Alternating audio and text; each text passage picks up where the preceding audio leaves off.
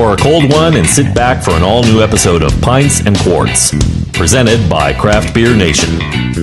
Good afternoon, everyone. Welcome to a Pints and Quart SAVOR edition. We're actually broadcasting live from D.C. here at the SAVOR Craft Beer Festival, which is all about craft beer pairings with food.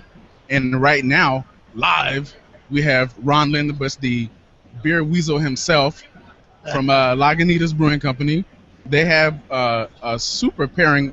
What are the two beers that you guys are pouring tonight? We're doing our Pilsner, Lagunitas Pils, and we've got a little something going on. And right now you're drinking a little something. And so this is my first time having this particular food, and it was amazing. So what they're pairing is they're pairing a little something with foie gras. I can never say it right. Yeah, the chef nailed it on this one. It's foie gras with apple and juniper. So it's like a martini with goose. I had some already. Be jealous. I know. You know, last year we had like chickpeas and fava bean crostini. I was like, what the fuck is that? So they upgraded you guys this year. Beer food? This is barely beer food, but it's pretty good. It's pretty good, right? So what are your thoughts on how this beer actually pairs with the food that they prepare for you guys? The creamy sort of texture of the foie gras is just so rich that I think a lighter beer kind of serves it well if the lighter beer has enough going on. Mm-hmm. And this beer's got a lot of Citra and Simcoe hops. It's 50% wheat, so it was magic. I mean, that was one of the best pairings I've had. It was great. Yeah. I think you hit it spot on when you said that because the creaminess and then the hoppiness from this beer kind of actually play really well together. Yeah, it kind of lifts it off your tongue. Yeah. It's like beer and beer versus wine when you're going with food. It's like beer has that carbonation. When you're doing foie gras, you do wine on it, and it just kind of thickens it. But beer just kind of lifts it and makes it nice and light. It's pretty cool. Awesome. Not that I want to get geeky about it or anything. Why not? Why not? Anybody else? Anybody else want to geek out here? We're at SAVOR. We have to get all these guys are beer geeks. I mean that in a loving way. There you go. Alan, you had a question? Yeah, no, it's coming in here. It's good to have you on here, Ron. Randy pretty much took a lot of what I was going to go at away from here because we're talking about the beer and food together. But since you guys covered that, let's talk about I saw like a article today about a new series of beers releasing this year or early next year. Know a little bit about that you could tell us? Was it the one-hitter series? Yes, the one-hitter. That's what it was. Everybody loves a one-hitter. It's the easiest way to go out on the sidewalk and catch a buzz. But wait. Sorry, we're talking about beer here. Sorry. Right. No, we've been making these one-off beers forever. We just, we've got a little 10-barrel tank that we'd make 20 kegs. They'd all go to our tap room, and we could never really share them around. But our brewers like having fun with doing different things, different ingredients, some of the new hop varieties. So we're just kind of playing around. We call them the one-hitter. We make a single batch, which is, our single batch now is 1,500 kegs. So there's enough to kind of spread it around. So we're getting them out around the country and having some fun with it. And the brewers are having a kick in the pants. The next one's called Citrus Sinensis Pale Ale. Citrus Sinensis is the scientific term for blood orange. And so we've never been a fruit beer brewery. We believe in like drink the beer, eat the food, smoke the weed, don't let them cross over so much. Fruits and vegetables and all that. But it's a fun one. Just a little subtle hint of blood orange. It's pretty cool. Yeah, it's been a while since I've been out there, but I do remember having a great time at the brewery. It was a legal time, but it was a great time. It was illegal. No, it was legal. Oh, wow. Yeah, we didn't used to roll like that, but we have to now. You get busted once, you got to change everything. Undercover shutdown. Undercover shutdown. Anything else, Jeffrey? You got anything? I got a question. This is more kind of on the business end because I'm a business guy, but I love beer, Ron, and I think this topic comes up. Probably we have this hangout every Friday, and probably every other week we talk about this. How are you guys able to make money while blasting out great beer at prices that are just unbelievable to us in North American distribution? We think you guys are leaders in providing quality beer at a good value point. That's just amazing. So talk, is that conscious, or are you guys trying to do something there, get shelf space, share a wallet? What's going on? Or you're just stoned and it just happened?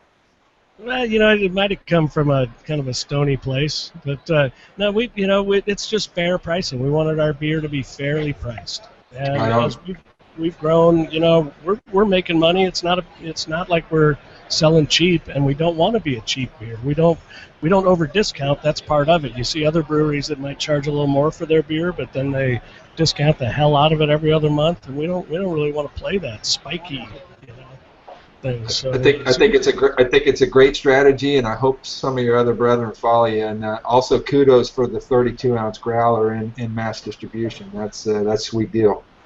Yeah, the funny thing is that Lagunitas sucks doesn't really suck. It's kind of I know. That's the hint. We won't tell anybody. Tony wanted to name a beer Lagunitas sucks about 18 years ago, and at the time we were new. We had a Maheen bottler. If you guys know what a Maheen is, they're very efficient, but you get a lot of oxygen in the beer. It doesn't have a lot of shelf life.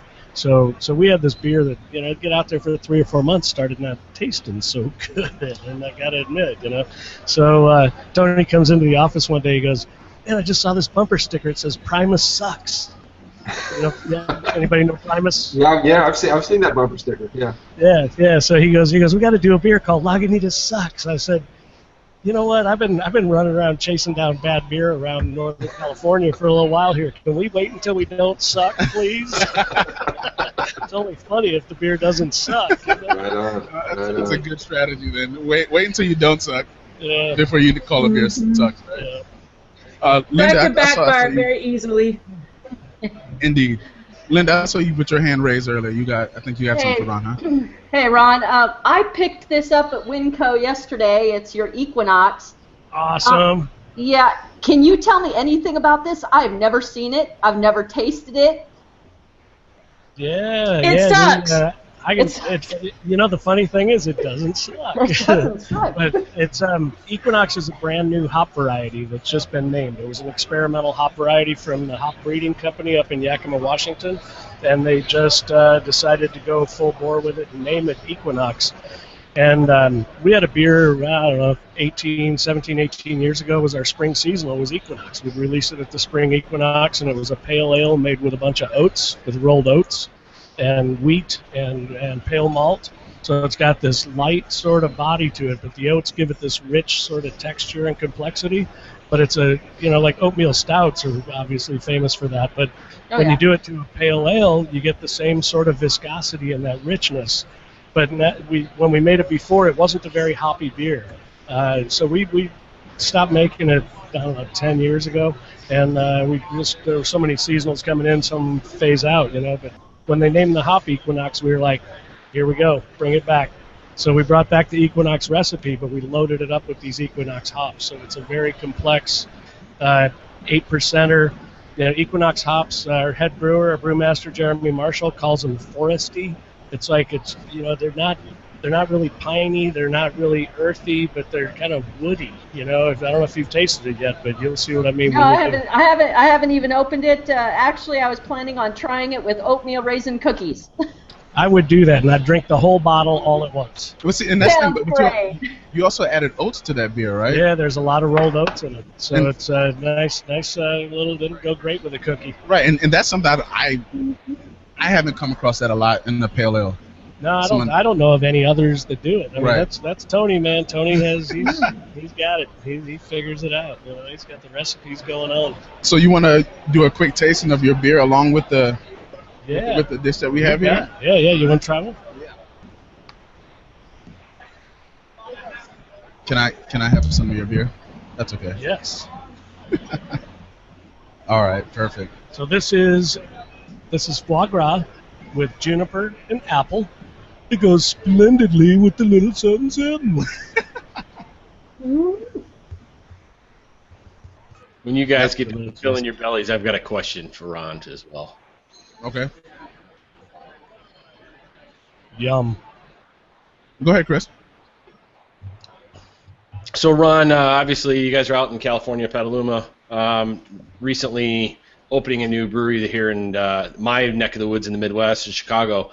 What was the push for that? There's been some, obviously distribution was the first obvious thing, but one of the things that we pride ourselves, me being here in Michigan, is the the abundance of great groundwater. Is that one of the pushes up to come out to the east as well? I know New Belgium kind of did the same thing, and was that one of the things on you guys' radar for coming out this way?